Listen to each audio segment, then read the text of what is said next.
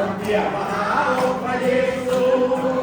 ผ่านคนเดียวมาหาองค์พระเยซูพระองค์เป็นผู้รับความผิดบาปให้อภัยช่วยประเทศไทยตอนเลือดโอนเป็นบนทางเดินเอาคนอื่นไป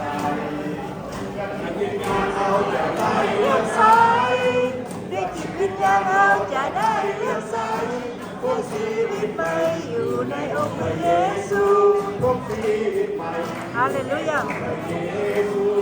พบชีวิตใหม่ในองค์พระเยซูฮาเลลูยาเอเมนอาเมน